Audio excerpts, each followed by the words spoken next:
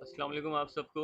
अभी जो पार्टिसिपेंट्स हैं बेटा थोड़े कम हैं। अभी 2 से 3 मिनट में थोड़ा सा वेट कर लूँ ताकि स्टूडेंट्स जो हैं वो सब आ जाएं। और इब्तिसाम नहीं है यहाँ पर। ओवैस क्या कहते हैं अभी तक, राना मोहम्मद ओवैस। आप या जो भी इब्तिसाम में मैसेज दे दें आप। मैं रिकॉर्डिंग तो मैंने ऑन कर दी है कि जो भी स्टूडेंट लाइव नहीं आएगा क्लास में बेटा उसकी अटेंडेंस नहीं लगेगी। और आप अपनी रियल आईडी से ही लॉगिन करें। सेकंड, जो भी स्टूडेंट अगर आज क्लास नहीं ले पाया या किसी भी वजह से, तो वो फ़ौरन आज ही की तारीख में बेटा 12 बजे से पहले, रात 12 बजे से पहले मुझे ईमेल सेंड करे और उसमें अपना रीज़न लिखे और अपना इनरोलमेंट नंबर और क्लास सेक्शन ज़रूर बताएं।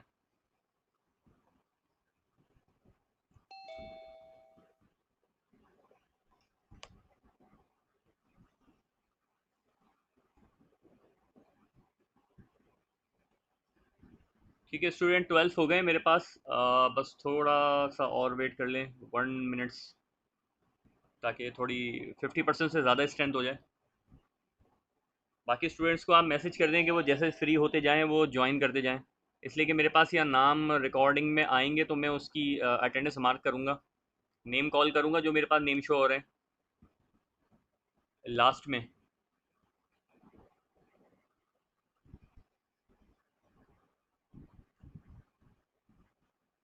आपको कोई क्वेश्चन हो बेटा आप लोग मुझे चैट मैसेज कर सकते हैं, वो मैंने एक्टिव किया हुआ है। और आई थिंक मैं स्टार्ट कर देता हूँ लेक्चर, इसलिए कि 13 स्टूडेंट्स हो गए, बाकी दरमियान में ज्वाइन कर लेंगे इंशाल्लाह। कोई क्वेश्चन हो तो बेटा आप लोग चैट मैसेज कर देना मुझे। ठीक है, वीक नंबर 11 है, सेशन स्टार्ट कर रहा हूँ मैं। रिकॉर्डिंग ऑन कर दी मैंने, बिस्मिल्लाहिर्रहमानिर्रहीम। बेटा जो वीक नंबर 11 है इसके अंदर मैं आपको सबसे पहले यूसीएस का कॉन्सेप्ट, ऑर्थोग्राफिक प्रोजेक्शंस का कॉन्सेप्ट बताऊंगा और शीट ऑफ पेपर पर किस तरह से ड्रॉ करते हैं, उसकी कैलकुलेशन क्या है और क्या लॉजिक है उसके पीछे, वो मैं आपको ड्रॉ करने का तरीका बताऊंगा। ऑर्थोग्राफिक प्रोजेक्शंस की थोड़ी थ्योरी में पहले बता चुका हूँ लेक्चर नंबर 9 में। तो इसमें मैं आपको शीट पर ड्रॉ करने की प्लानिंग बताऊंगा, टेक्निक बताऊंगा। ठीक है, और फिर कुछ 3D कमांड्स हैं उनकी हम प्रैक्टिस करेंगे। आप लोग क्वेश्चन पूछना चाहते हो तो बेटा मुझे मैसेज कर देना। और ये 14 हो गए, ठीक है। चलें नेक्स्ट स्लाइड। बेटा ये स्लाइड आप पहले भी देख चुके हैं, लेक्चर नंबर 9 के अंदर मैंने टास्क दिया था। यहाँ पे मैं सिंपली आपको ये बताना चाहूँगा, यहाँ पे आइसोमेट्रिक व्यू है और अभी जो हम लेक्चर स्टडी कर रहे हैं बेटा वो 3D व्यू है। तो 3D व्यू के अंदर भी जो ऑब्जेक्ट है वो actual real time 3D modelling के अंदर आप उसकी डिज़ाइनिंग करते हैं और उसकी डायमेंशंस आपके पास होती हैं। फिर सेकेंडली इस ऑब्जेक्ट को अगर आप फ्रंट व्यू से देखेंगे तो यहाँ पे जो है वो फ्रंट व्यू यहाँ पे आ गया है, और राइट व्यू जो है या साइड व्यू यहाँ से अगर आप देखेंगे तो वो व्यू जो आपको नज़र आ रहा है वो आप यहाँ ड्रॉ कर देंगे। This is called projection. Orthographic projection में पहले भी बता चुका हूँ कि 90 डिग्री फेस शिफ्ट को कहते हैं, कि टॉप से अगर आप ऑब्जेक्ट को देखें और राइट साइड से आप ऑब्जेक्ट को देखेंगे तो दोनों में 90 डिग्री का फेस शिफ्ट इन दोनों के सरफेस में। तो इन ऑर्थोग्राफिक प्रोजेक्शन को हमें ड्रॉ किया जाता है। ये ऑर्थोग्राफिक प्रोजेक्शंस ड्रॉ क्यों की जाती हैं?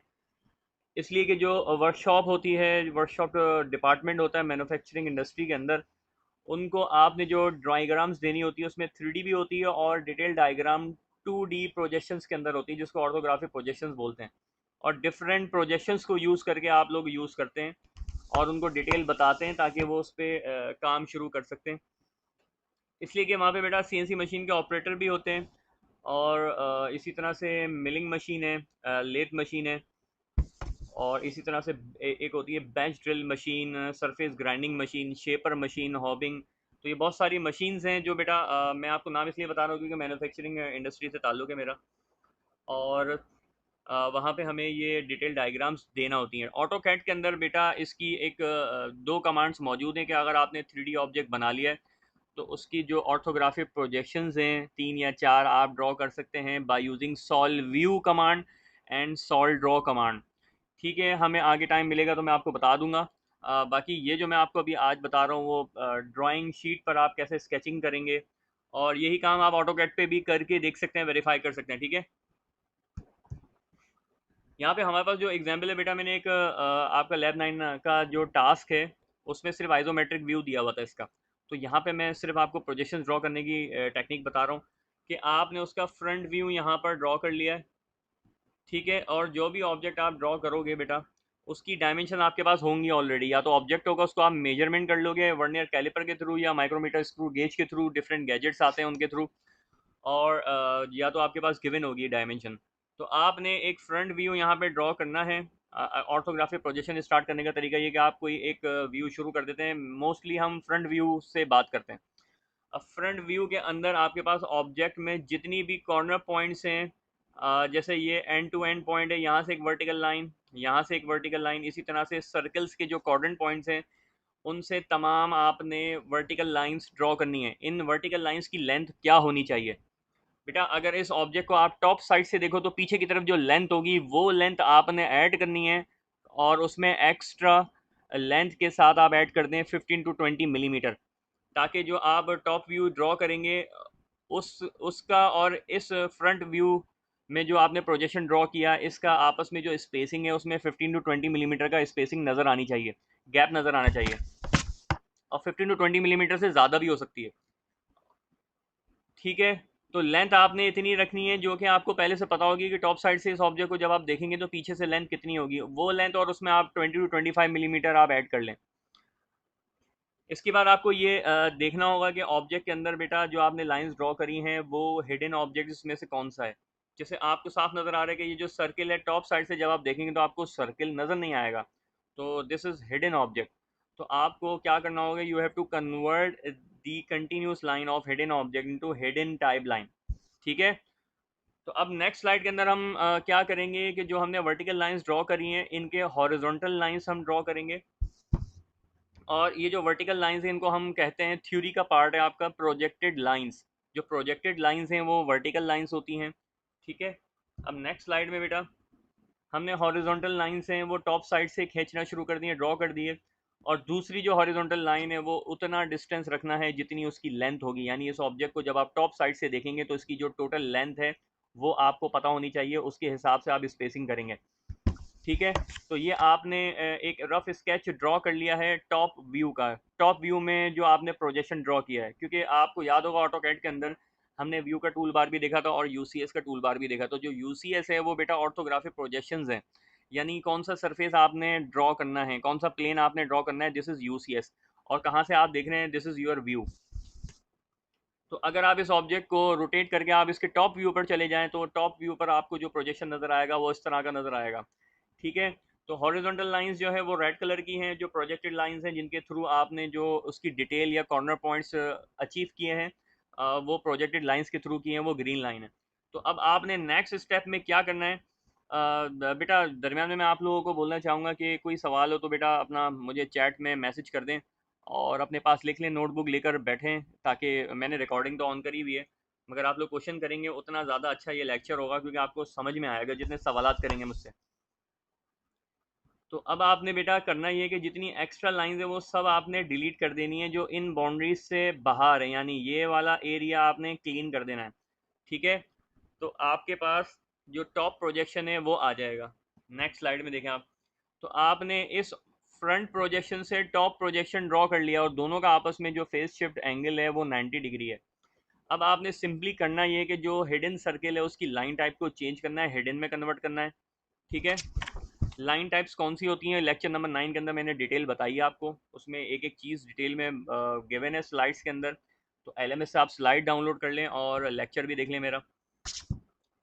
इसी तरह से बेटा जहाँ भी आप हिडन ऑब्जेक्ट ड्रॉ करोगे, अगर वो सर्किल है या कोई आर्क है तो उसका सेंटर एक्सिस शो करना है आपने पूरी प्रोजेक्शंस के अंदर।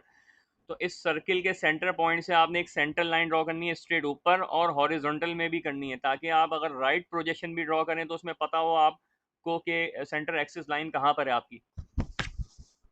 ये सिर्फ शो करने के लिए सेंटर पॉइंट को कि सर्किल आर का सेंटर पॉइंट इस लाइन के थ्रू है, तो आपको लोकेशन समझ में आ जाती है। तो ये स्टैंडर्ड है इंजीनियरिंग ड्राइंग के अंदर कि आपको सेंटर लाइंस ड्रॉ करनी होती हैं। अब नेक्स्ट स्लाइड के अंदर बेटा हम ये दोनों काम करेंगे कि जो हिडन लाइन है वो हमने एक लाइन टाइप चेंज कर दी है, और सेंटर लाइन जो है वो पूरे ज्योमेट्री के अंदर हमने यहाँ ड्रॉ कर दी है। तो ये हमारी प्रोजेक्शन कंप्लीट हो गई है, फ्रंट प्रोजेक्शन और इसी तरह से ये टॉप प्रोजेक्शन, ठीक है। अब नेक्स्ट हमने काम क्या करना है कि हमने राइट प्रोजेक्शन अचीव करनी है, और कोशिश ये करनी है कि यहाँ पे जो डिस्टेंस है वो ये वाला डिस्टेंस इक्वल आना चाहिए, एक जैसा आना चाहिए। तो इसकी एक टेक्निक है बेटा, वो टेक्निक ये है कि जो आपने फ्रंट प्रोजेक्शन ड्रॉ किया उसका मैक्सिमम पॉइंट, मतलब वर्टिकल और हॉरिजॉन्टली जो मैक्सिमम पॉइंट्स हैं उनसे एक लाइन आपने ड्रॉ करनी है और उनका इंटरसेक्टिंग पॉइंट आपको मिल जाएगा।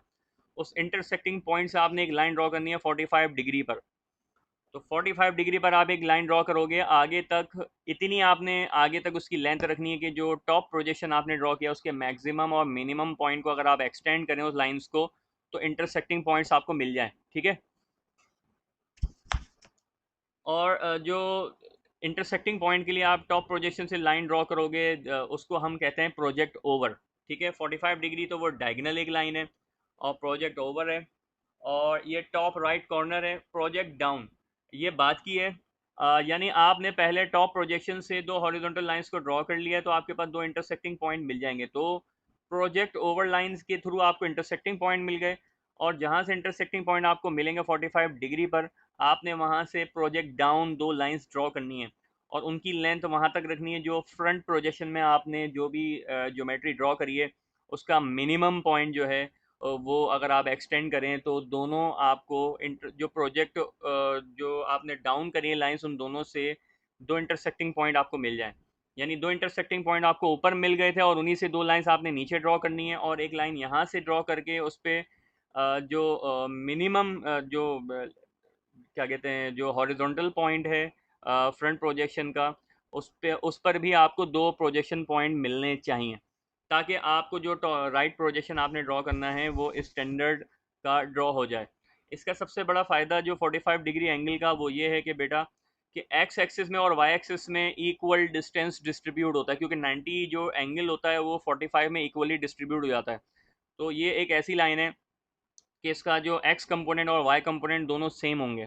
ठीक है। अगर आप किसी भी पॉइंट से एक्स का डिस्टेंस, एक्स लाइन का डिस्टेंस आप मेजर करें और उसी पॉइंट से वाई लाइन पर डिस्टेंस मेजर करें तो वो इक्वल होगा।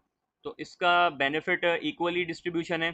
तो जो डिस्टेंस आपका इन दोनों प्रोजेक्शंस के दरमियान था वही डिस्टेंस यहाँ पर भी ऑटोमेटिकली आ जाएगा अगर आपने सही प्रिसाइज स्केचिंग करी है। तो ये चीज़ आप ऑटोकैड के अंदर वेरीफाई कर सकते हैं बहुत आसानी के साथ। तो अब हम क्या करेंगे नेक्स्ट स्लाइड के अंदर कि हमने जो प्रोजेक्ट ओवर लाइंस थी उनके थ्रू डायगोनल लाइन पे दो इंटरसेक्टिंग पॉइंट हमें मिल गए। फिर उसके बाद हमने उन्हीं दो इंटरसेक्टिंग पॉइंट से प्रोजेक्ट डाउन लाइंस बना दी नीचे तक।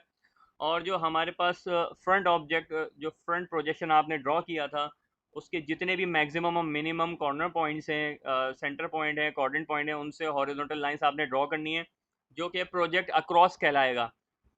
ठीक है। जो पहली स्लाइड में मैंने आपको बताया था कि जो वर्टिकल लाइंस हैं वो प्रोजेक्टेड लाइंस कहलाती हैं, और प्रोजेक्ट अक्रॉस जो है वो हॉरिजॉन्टल लाइंस कहलाएंगी। कि अगर फ्रंट प्रोजेक्शन आपने हॉरिजॉन्टल प्रोजेक्शन लाइंस ड्रॉ करी हैं तो उसको आप प्रोजेक्ट अक्रॉस बोलेंगे। अब सिंपली आपने इसमें भी वही स्टेप्स रिपीट करने हैं कि जो एक्स्ट्रा लाइंस हैं इन बाउंड्रीज के बाहर, तो आप उसको रिमूव कर देंगे। जो हिडन लाइंस है उनको आप हिडन ऑब्जेक्ट को हिडन में कन्वर्ट कर देंगे। अगर वो सर्किल है तो उसका सेंटर लाइन भी आप ड्रॉ करेंगे। ठीक है। तो नेक्स्ट स्लाइड के अंदर देखें, जो हिडन ऑब्जेक्ट था उसकी लाइन टाइप चेंज कर दी है, हिडन में आपने कन्वर्ट कर दिए। सिमिलरली सेंटर एक्सिस लाइन भी आपने ड्रॉ कर दी है। तो ये कंप्लीट आपने शीट पर किस तरह से प्रोजेक्शंस ड्रॉ करने हैं किसी भी एक साइड को लेकर, तो कोशिश करें कि फ्रंट को ही आप सेलेक्ट करें, या अगर आपका ऑब्जेक्ट ऐसा है जो कि राइट साइड पर दिया गया है तो आप राइट साइड को प्लॉट करके उससे भी सारी प्रोजेक्शंस ड्रॉ कर सकते हैं, और इस तरह से आप कंप्लीट शीट प्लानिंग भी कर सकते हैं। तो यहाँ पे कोई सवाल है तो पूछ लें, इसके बाद बेटा मैं आगे बढ़ूँगा और 3D व्यू स्टार्ट करूँगा। जो बेटा आज स्टूडेंट्स जो है वो बहुत कम है, स्ट्रेंथ काफ़ी कम है, और सिर्फ 16 स्टूडेंट्स हैं मेरे पास यहाँ पे। ठीक है। तो ये मैंने नाम इनके ड्रैग कर दिए हैं। जैन, उमर मुबारक, उमर शहजाद है, सैयद ज़ैनब है, सैयद शायान है, सादिया है, राना मोहम्मद उवैस, उवैस तारिक, मुबशर हफीज़, जुनेद, इब्तसाम भी आ गया है, हाफिज़ हुसैन है, हादिया है, एहतशाम है, अबू बकर है। बेटा अबू बकर, इसमें जो मैंने नेम कॉल किए हैं, अगर इब्तसाम कोई हमारी क्लास का नहीं है तो वो मुझे बता दें प्लीज़। इब्तिसाम, अस्सलाम मैंने वालेकुम आपका सर। माइक अनम्यूट कर दिया है। अस्सलाम वालेकुम। वलसाम बेटा, इनमें कोई हमारी क्लास का ऐसा तो नहीं है कोई आ गया हो डमी? नहीं सर, सारे हमारी क्लास में। चलो ठीक है बेटा, अब मैं जो है वो 3D का आगे कंटिन्यू कर रहा हूँ। आप लोगों को कोई क्वेश्चन हो तो बेटा मुझे मैसेज कर दें, ठीक है? मैं मैसेज रीड कर रहा हूँ, अभी मेरे पास 2 मैसेजेस आए।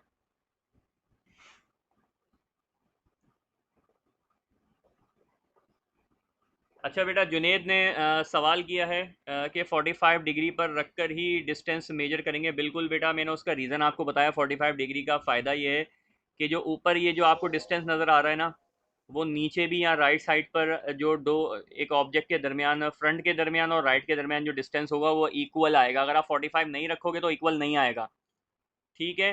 क्योंकि हमने यहाँ से जो कॉर्नर पॉइंट अचीव किया था उसी से तो एक 45 डिग्री लाइन ड्रॉ करी है 45 डिग्री पर। तो जो यहाँ पे डिस्टेंस है वो नीचे भी डिस्टेंस सेम आएगा। इसलिए कि 45 डिग्री पर जो डायगनल लाइन होती है उसके जो एक्स कंपोनेंट और वाई कंपोनेंट दोनों का मैग्नीट्यूड इक्वल होता है। तो इसी वजह से हम 45 डिग्री यूज़ करते हैं ऑर्थोग्राफिक प्रोजेक्शंस के अंदर। ठीक है बेटा, अब मैं जो है 3D की ड्राइंग्स स्टार्ट करने लगा हूँ और आप लोगों को मैं स्टेप बाय स्टेप बताऊंगा। बेटा, अब हमने व्यू का टूल बार यूज़ करना है और उस 3D व्यू के अंदर रहते हुए हमें ये रेक्टेंगल बनाना है। आपने अब तक रेक्टेंगल बनाया रेक्टेंगल की कमांड से, मैं रेक्टेंगल बनाऊंगा बाय यूजिंग लाइन कमांड, ताकि उसको बाद में पॉली लाइन में कन्वर्ट कैसे करना है वो मैं प्रोसीजर दोबारा से रिपीट करूंगा, इसलिए कि उसके बगैर आप लोग 3D में कन्वर्जन नहीं कर सकते किसी भी ऑब्जेक्ट की बाय यूजिंग एक्सट्रूजन कमांड, ठीक है? तो अब मैं बेटा ऑटो कैड को रन कर रहा हूँ। ऑटो कैड, ऑटो कैड आप लोग जब भी बेटा यूज़ किया करें तो उसको रन करके छोड़ दिया करें 5 से 10 मिनट के लिए, ताकि वो जितनी प्रोसेसिंग है, लाइब्रेरी अपलोडिंग है वो कर ले, वरना बार बार ना ये रुकना शुरू हो जाता है, दरमियान में रुकता है। मेरे पास रैम थोड़ी कम है सिस्टम में, तो जिसकी वजह से ये सम टाइम रुकना भी शुरू हो जाता है। वैसे मैंने काफ़ी देर से ओपन किया हुआ तो मेरे पास कोई प्रॉब्लम नहीं आ रही थी। तो आप लोगों के पास जब भी प्रॉब्लम आएगी तो आप इसका ये हल है कि आप जो है वो 10 to 15 minutes before your task जो है, जब आप स्टार्ट करें तो उससे पहले आप इसको रन कर लें। बेटा, अब हमने जो काम करना है वो एज ई आइजोमेट्रिक के अंदर काम करना है। और टूल बार जो मैंने आपको बताए थे लास्ट टाइम, मैं रिपीट कर रहा हूँ कि व्यू का टूल बार है, UCS2 का टूल बार है, ऑर्बिट का टूल बार है और विजुअल स्टाइल का टूल बार है, ठीक है?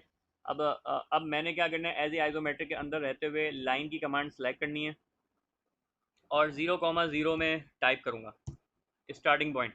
ऑर्थो का ऑप्शन मैं ऑन करने लगा हूँ और ऑर्थो का ऑप्शन रन करके मैं अलोंग दी एक्स एक्सिस और वाई एक्सिस मैंने एक रेक्टेंगल बनाना है। तो एक्स एक्सिस के अलोंग मैंने कर्सर रखकर मैंने 6 इंटर कर दिया है, 6 लिख के इंटर कर दिया है। और इसी तरह से वाई एक्सिस के अलोंग में 10 लिख के मैं इंटर कर रहा हूँ।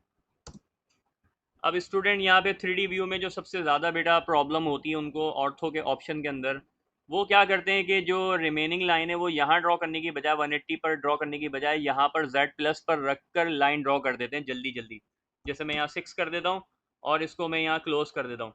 अब ये ऑब्जेक्ट देखने में ही आपको रॉन्ग लग रहा है कि कुछ गड़बड़ कर दिया हमने। तो अब मैं कंस्ट्रेंट ऑर्बिट का कमांड जो ऑप्शन है मैं उसको यूज़ करके आपको दिखाऊंगा कि मतलब एरर क्या कर दिया हमने। ये देखें, हम एक्स वाई प्लेन के अंदर थे, फिर हमने जेड डायरेक्शन में, यानी एक ऐसा प्लेन हमने कंसीडर कर लिया जो कि जेड वैल्यू जिसकी प्लस है, जबकि हम जितना भी काम कर रहे थे वो टॉप यूसीएस के अंदर काम कर रहे थे, यानी वर्ल्ड यूसीएस या टॉप यूसीएस एक ही चीज़ है। तो Z is equal to zero में हमें काम करना है, ठीक है? अब ये आप लोग इसका ख्याल रखना, इसलिए कि जब आप ऑर्थो का ऑप्शन यूज़ करोगे तो ये आप मिस्टेक बहुत ज़्यादा करेंगे, तो ये एरर नहीं आना चाहिए। अच्छा, मेरे पास एक मैसेज आया है। हाँ बेटा, मैंने रिकॉर्डिंग स्टार्ट करी है। मैं बीच में भूल जाता हूँ ना, तो इसलिए मैंने अब यही करा है तरीका कि जैसे ही मैं मीटिंग स्टार्ट करता हूँ ना, रिकॉर्डिंग में ऑन कर देता हूँ। तो शुरू में चाहे हमारी बातें हो जो भी हो, तो अब हमारे क्लास की सेशन है ये, तो कोई मसला नहीं है, बच्चे आते हैं तो इस तरह से वो गलती जो है वो बच जाती है, वो गलती होती नहीं है जैसे लास्ट टाइम हो गई थी। अच्छा बेटा, अब हम दोबारा लाइन की कमांड रन करेंगे और मैंने आपको जो एरर बताया इसको जहन में रखना है कि जब आप ऑर्थो का ऑप्शन यूज़ करोगे तो बेटा ये याद रखना है कि माउस का कर्सर आपका इस पोजीशन पर नहीं होना चाहिए। जब भी आप एक्स वाई प्लेन में आप काम करोगे तो यहाँ पे Z+ लिखा नहीं आना चाहिए। यहाँ पर लिखा आ रहा है मेरे पास ऑर्थो 5.48 लेंथ लिखी आ रही है और एंगल लिखा आ रहा है Z+। इसी तरह माउस का कर्सर कभी गलती से नीचे की तरफ चला जाए जेड नेगेटिव, तो इसमें भी आपने कुछ ड्रॉ नहीं करना जब आप एक्सट्रूजन की कमांड यूज़ करोगे। तो बेटा आप लोगों ने हमेशा ये याद रखना है, जब भी एक्स वाई प्लेन में आप काम करोगे तो आपको 0 डिग्री शो होगा, 90 डिग्री शो होगा, 180 डिग्री शो होगा, 270 डिग्री शो होगा, ठीक है। इसके अलावा अगर आपको Z या Z प्लस Z नेगेटिव नज़र आ रहा है तो इसका मतलब है वो गलती हो जाएगी। तो अब मैं 180 डिग्री पर रखकर सिंपली क्या कहते हैं, मैं टाइप करूँगा 6 मिलीमीटर, देन प्रेस इंटर। और उसके बाद जो रिमेनिंग लेंथ है, I have to type 10 millimetre, then press enter. तो हमारा ये ऑब्जेक्ट कंप्लीट हो गया। अब यहाँ पर मैं स्टूडेंट्स आपको ये परफॉर्म करके दिखाऊंगा एक्सट्रूजन की कमांड डायरेक्ट। अभी मैंने पॉलीलाइन में कन्वर्ट नहीं किया है। स्टूडेंट्स प्रॉब्लम क्या करते हैं, जो प्रीवियस एक्सपीरियंस है मेरा, वो लोग इसको प्रॉपर ज्वाइन नहीं कर पाते हैं और उसको 3D में कन्वर्ट कर देते हैं।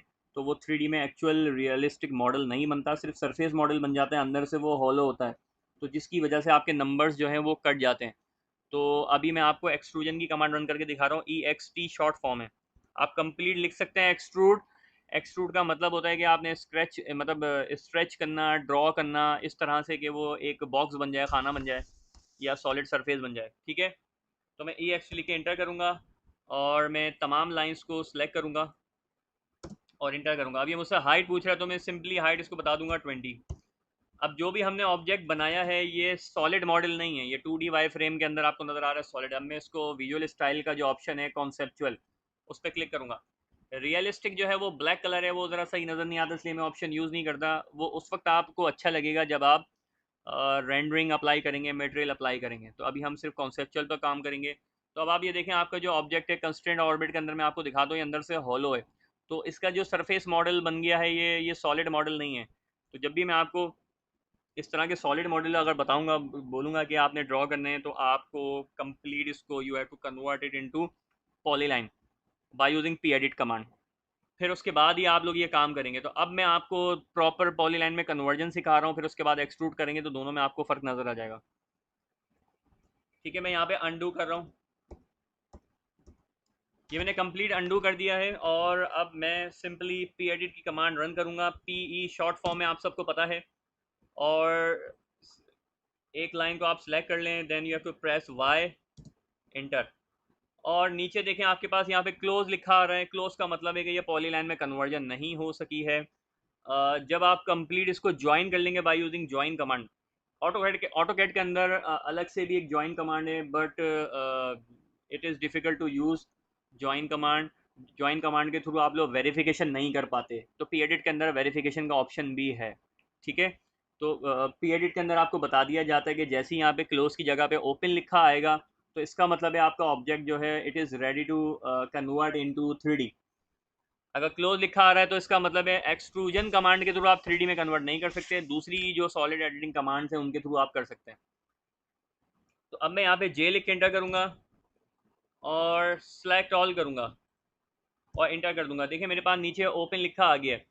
तो अगर ओपन लिखा आ जाता है इसका मतलब है एक्सट्रूजन आराम से आप अप्लाई कर सकते हैं। अगर ओपन लिखा नहीं आ रहा है तो आप लोगों को मेक श्योर करना है कि you have to find the error in your diagram, कि आपने जो लाइंस ड्रॉ करी हैं वो क्लोज नहीं है, यानी इनका जो कॉर्नर पॉइंट्स है किसी भी साइड से थोड़ा बहुत रह गया है, या वो एक्सटेंड करके बाहर निकल रहा है, शार्प कॉर्नर पॉइंट नहीं है, या आपने ओवर राइट कर दिया ड्राइंग तब भी ये प्रॉपर जो है वो ओपन लिखा नहीं आएगा।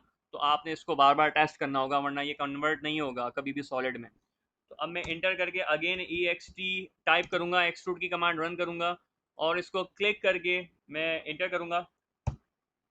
अब देखें, इससे पहले जब मैंने ये एक्सट्रूड की कमांड रन करी थी तो माउस का कर्सर जो है उसके साथ ये ऑब्जेक्ट मूव नहीं हो रहा था, इसका सरफेस, ठीक है। तो अब हम यहाँ पे हाइट बताएंगे 20 दोबारा, और कॉन्सेप्चुअल पे करेंगे, और 3D एज आइसोमेट्रिक में मैंने किया है, या जूम एक्सटेंड कर दें। तो अब आप देखें ये जो ऑब्जेक्ट है ये हर तरफ से आपको सॉलिड नज़र आ रहा है। तो इसका रीज़न ये है कि आपने इसको प्रॉपर पॉलीलाइन के अंदर कन्वर्ट कर दिया है। जब तक आप पॉलीलाइन में कन्वर्ट नहीं करेंगे उस वक्त तक ये एक्सट्रूड की कमांड आप रन नहीं कर सकते, ठीक है। ये जितनी डिटेल थी मैंने आपको बता दी है। दूसरा बेटा आपने ये देखना है कि जो UCS है ना, आपके पास वर्ल्ड UCS है, टॉप और वर्ल्ड UCS बिल्कुल सेम है।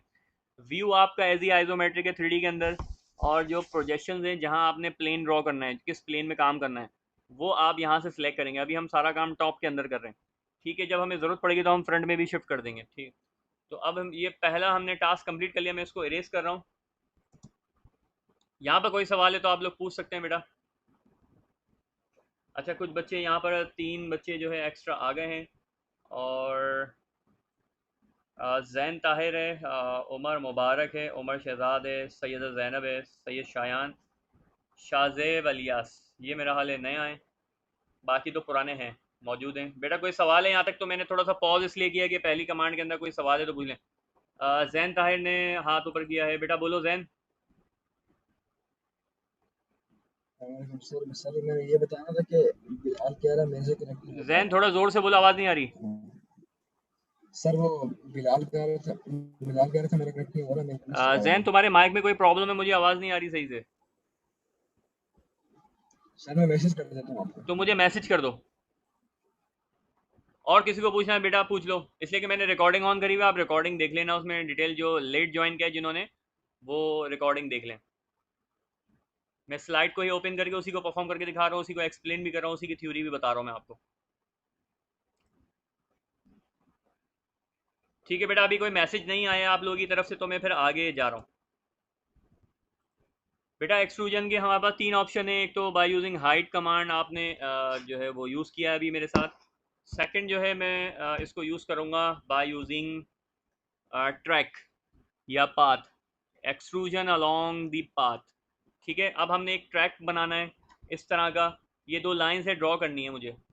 दोनों की लेंथ जो है वो 10 मिलीमीटर है, और इक्वल एंगल इनको डिवाइड करना है, तो इसका मतलब है 45 डिग्री पे लाइन मुझे ड्रॉ करनी है। तो ये काम हम करेंगे फ्रंट व्यू के अंदर, मतलब सॉरी फ्रंट व्यू बोल रहा हूँ, 3D व्यू के अंदर रहते हुए, और यूसीएस हम सिलेक्ट करेंगे फ्रंट। तो अब यहाँ पे मैंने एज आइसोमेट्रिक पर क्लिक करना है, और यूसीएस मैंने सेलेक्ट करना है फ्रंट। जब मैंने फ्रंट पर इसको सेलेक्ट कर लिया है, तो थोड़ा सा पेन से मैं इसको मूव करके यहाँ पे ले आता हूँ। और बेटा लाइन की कमांड आपने सेलेक्ट करनी है, 0,0 पर आपने एक लाइन का स्टार्टिंग पॉइंट बता दिया।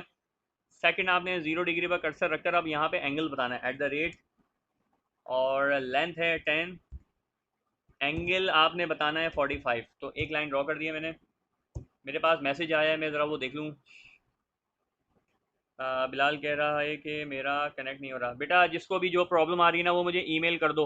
ईमेल एड्रेस आप सबको पता है मेरा क्या है, आप मुझे ईमेल करें।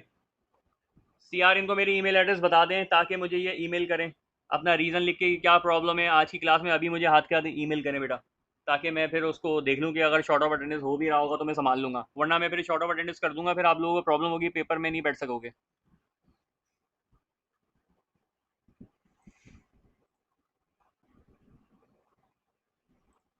ठीक है बेटा, अब हमने जो लाइन ड्रॉ करी है बेटा, इसका रिमेनिंग पार्ट मुझे बनाना है। तो आप लोगों को तो ये अब अंदाज़ा हो गया होगा कि जो सेम सिमिट्री होती है ज्योमेट्री के अंदर बेटा, वो मिरर के साथ आप बना सकते हो, मिरर की कमांड के थ्रू।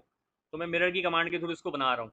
तो MI लिख के मैं इंटर कर रहा हूँ, लाइन को सिलेक्ट करूँगा, इंटर करूँगा, फिर इसका ये एंड पॉइंट सेलेक्ट करूँगा, और ऑर्थो का ऑप्शन ऑन करने के साथ मैं मिरर एक्सिस लाइन का ये फाइनल पॉइंट कहीं भी बता दूंगा, ड्रैग करके यहाँ पे क्लिक कर दूंगा। और आपसे ये पूछ रहा है कि इरेज सोर्स ऑब्जेक्ट, तो you have to select no, you don't want it, कि आपने इसको सेलेक्ट करना है। बेटा 10 मिनट्स रह गए हमारी मीटिंग ख़त्म होने में, तो ये सेकंड ऑप्शन है जो मैं आपको बता रहा हूँ। अगर दरमियान में क्लास एंड हो गई तो मैं दोबारा से मीटिंग स्टार्ट करूँगा। लेक्चर हमें हर हाल में कंप्लीट करना है बेटा, तो आप लोग रीज्वाइन करना, और लास्ट में मुझे नाम में कॉल करूँगा, उन्हीं की अटेंडेंस लगेगी वरना नहीं लगेगी। ठीक है, बस थोड़ा सा लेक्चर रह गया, ज़्यादा नहीं है।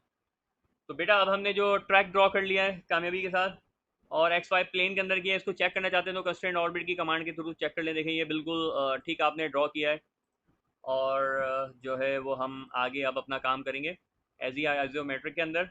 बेटा नेक्स्ट जो लेक्चर है, मतलब ऑप्शन है, अब हमने क्या करना है कि इस पर रेडियस अप्लाई करना है। रेडियस अप्लाई करने के बाद मैं इसको पी एडिट की कमांड से इस पूरे ट्रैक को ज्वाइन करूंगा, ताकि जब मैं एक्सट्रूजन में जब मैं इसको सेलेक्ट करूं कहीं से भी, तो ये पूरा ट्रैक सेलेक्ट होना चाहिए। ठीक है, तो मैं यहाँ पे फिलेट की कमांड रन कर रहा हूँ, और रेडियस यहाँ पे टाइप कर रहा हूँ 2 मिलीमीटर, और इंटर करके दोनों लाइंस को मैं रेडियस अप्लाई कर दूंगा। ठीक है, और अब मैं पी एडिट की कमांड रन कर रहा हूँ, और one thing you have to consider कि यहाँ पर जो ट्रैक है वो क्लोज नहीं है, ओपन है, तो कभी भी पी एडिट की कमांड में ओपन लिखा नहीं आएगा, मगर हम इसको ज्वाइन कर लेंगे कामयाबी से। जे लिख के मैंने एंटर किया, सेलेक्ट ऑल किया और देखें क्लोज लिखा आ रहा है, मगर मैंने जहाँ तक इसको करना था वो ज्वाइन कर लिया है, तो मेरा काम खत्म हो गया। तो अब हमने नेक्स्ट देखना है स्लाइड के अंदर कि अब हमने क्या करना है बेटा, यहाँ पे छोटा सा एक स्क्वायर बनाना है 1 मिलीमीटर का, 1 बाय 1 का।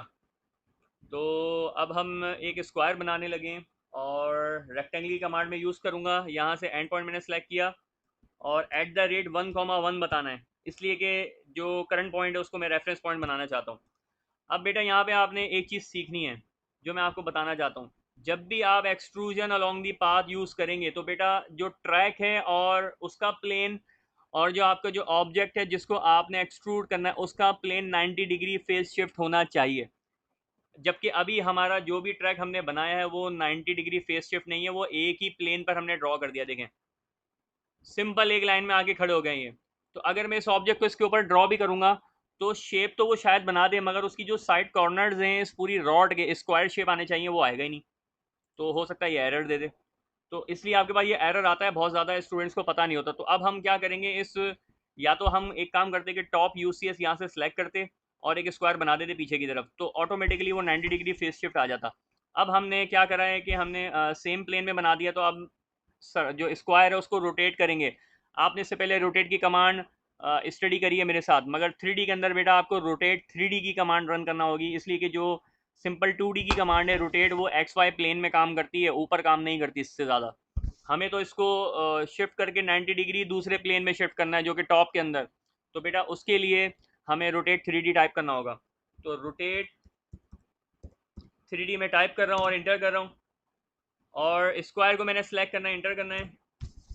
अब यहाँ पे आपसे ये पूछ रहा है कि which axis you want to select, तो आपने एक्स वाई जेड में से कोई एक सिलेक्ट करना है। मुझे पता है कि एक्स एक्सिस के अलोंग इसको पीछे की तरफ या आगे की तरफ गिराना है अपनी तरफ, बस किसी साइड पे भी 90 डिग्री गिर जाए। तो मैं एक्स एक्सिस एक्स लिख के एंटर करूँगा और एंगल से पहले ये मुझसे वही बेस पॉइंट पूछ रहा है। आप सबको पता है बेस पॉइंट क्या चीज़ होती है, वो पॉइंट जहाँ से आप चेंजेस चाहते हैं। तो मैंने लोअर लेफ्ट कॉर्नर स्क्वायर का सिलेक्ट कर लिया है और अब मैं सिंपली 90 डिग्री लिखूँगा। तो देखें जो ऑब्जेक्ट आपने ड्रॉ किया था उसका जो प्लेन है बेटा वो कन्वर्ट हो गया टॉप प्लेन के अंदर, यानी रोटेट कर दिया आपने। अब आप इसको रोटेट कंस्टेंट ऑर्बिट के थ्रू देखें तो दोनों एक दूसरे से फेस डिफरेंस आ गया 90 डिग्री का, ठीक है।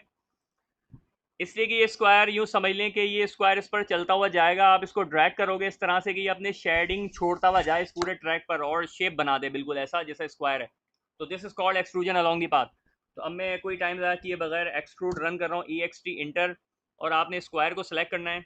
मेक श्योर जो भी ऑब्जेक्ट होगा वो पॉलीलाइन में कन्वर्ट होना चाहिए। तो हमने रेक्टेंगल की कमांड से स्क्वायर बनाया है तो वो ऑटोमेटिकली पॉलीलाइन के अंदर मौजूद है।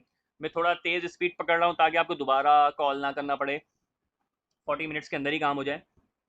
ठीक है, मैं एंटर कर रहा हूँ।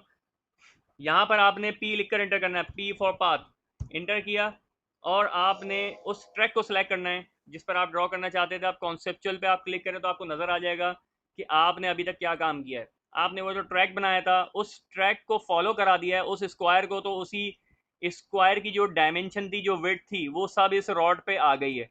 ठीक है, तो इस तरह से आप सर्किल भी ड्रॉ कर सकते हैं, सारी चीज़ें आप ड्रॉ कर सकते हैं। अब मैं नेक्स्ट कमांड की तरफ जंप कर रहा हूँ ताकि ये सेशन हमारा कंप्लीट हो जाए और सिर्फ 5 मिनट्स रह गए, तो होपफुली कि मैं कर सकूँगा। तो मैं इसको इरेज कर रहा हूँ। अब बेटा नेक्स्ट टास्क जो करना है हमने वो टॉप व्यू के अंदर करना है, सॉरी टॉप यूसीएस के अंदर करना है। मैं बार बार व्यू बोल देता हूँ, व्यू अलग चीज़ है, यूसीएस अलग चीज़ है। तो बेटा अब जो नेक्स्ट टास्क आपने करना है वो क्या है, ये हम कर चुके हैं। आपने टेपर एंगल के थ्रू काम करना है, यानी एक रेक्टेंगल ड्रॉ करना है 8 बाय 8 का, और उस पर टेपर एंगल का ऑप्शन एक्सट्रूजन के अंदर आता है, उसको यूज़ करना है और 45 डिग्री बताना है और 4 हाइट बतानी है आपने। तो मैं जल्दी आपको ये करके दिखा रहा हूँ। रेक्टेंगल की कमांड रन करी, 0,0 पर आपने बनाया और 8,8 आपने टाइप कर दिया, तो एक रेक्टेंगल बन गया। अब EXT लिख के आपने इंटर करना है और स्क्वायर को सिलेक्ट करना है जस्ट। अब आप यहाँ पे देखिए नीचे ऑप्शन आ रहे हैं डायरेक्शन, पाथ और टेपर एंगल, तो मैं T लिख के एंटर करूँगा। अब वो आपसे एंगल पूछ रहा है, टेपर एंगल। टेपर एंगल का मतलब है कि जो चारों साइड्स हैं उनसे जो आप एक्सट्रूजन ड्रॉ करोगे वो अंदर की तरफ कितना एंगल पर शिफ्ट करें। तो मैं 45 बता रहा हूँ। 45 का मतलब है कि हर तरफ से अंदर की तरफ 45 पर एक एक्सट्रूजन हाइट अप्लाई हो जाएगी। ठीक है, अब हाइट आपको बताना ज़रूरी है, हाइट आपकी बहुत इंपॉर्टेंट है। जैसे मैं 4 बता रहा हूँ, ये मैंने 4 बता दी, तो अब आपके पास ये एग्जैक्ट एक पैरामिड बन गया है। इसकी हाइट है 4, और इसकी जो ये जो एंगल आपको नज़र आ रहा है, this is called taper angle, यानी हॉरिजॉन्टल लाइन के साथ ये एंगल 45 डिग्री बन रहा है। तो हर तरफ से ये पैरामिड बन गया है। इसी तरह से मैं आपको एक चीज़ और दिखा रहा हूँ कि अगर आप हाइट डिफरेंट करते हैं तो देखिए क्या होगा। मैं हाइट डिफरेंट अप्लाई कर रहा हूँ। अब हमारा टास्क कंप्लीट हो चुका है आज का, 3 मिनट रह गए। और कोई सवाल है तो आप लोग बेटा कर लें, मैं जल्दी से अटेंडेंस कॉल करूँगा। ये मैं टेपर एंगल दोबारा अप्लाई कर रहा हूँ 45, और हाइट अब बता रहा हूँ 2। पहले हमने 4 बताई थी, तो दोनों में डिफरेंस क्या है बेटा, देख लें आप कि जो कॉर्नर पॉइंट था वो कॉर्नर पॉइंट नहीं आया, बस 2 हाइट पर ले जाके जो साइड से उनसे टेपर एंगल उसने ड्रॉ कर दिया ऑटो कैड ने। ठीक है, तो ये हमारा टास्क कंप्लीट हो गया बेटा। किसी को कोई सवाल है तो मुझसे पूछ लें, मैं अटेंडेंस कॉल कर रहा हूँ, नेम कॉल कर रहा हूँ बेटा, इसमें नेम बहुत ज़रूरी है। कोई अगर रह गया तो इब्तिसाम बेटा मुझे ईमेल करवा देना, उससे बोलना जेन्युइन रीज़न होना चाहिए, झूठ नहीं बोलना, रमज़ान का महीना है।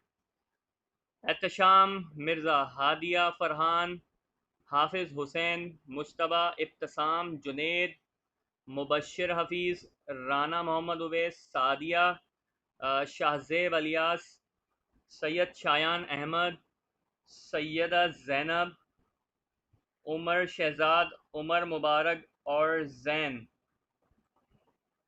ठीक है, यहाँ पे अगर किसी का नाम नहीं आया तो बेटा मुझे बता दो।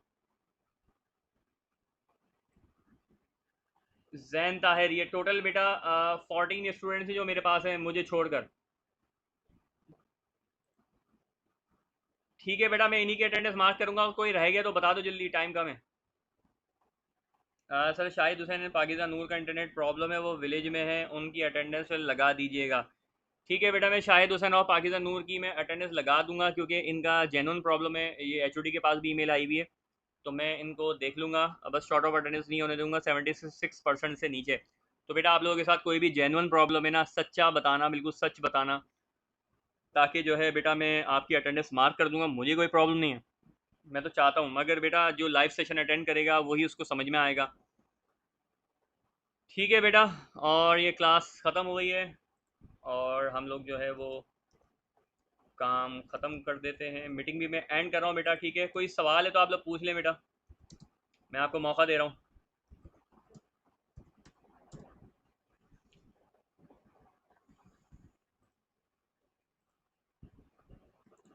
अच्छा, यहाँ पे मैंने 8 जो है मिलीमीटर हाइट अप्लाई करी, मगर उसने जहाँ कन्वर्जिंग पॉइंट था वहीं तक उसने एक्सट्रूड किया, उससे उससे ज़्यादा नहीं किया। तो ये भी मैं आपको बताना चाह रहा था, जो मैंने आपको बता दिया है। बाकी सबके नाम मेरे पास अटेंडेंस के आ गए हैं, तो बेटा अल्लाह हाफिज़। ठीक है, फिर ईद के बाद ही क्लास रखेंगे। अल्लाह हाफिज़।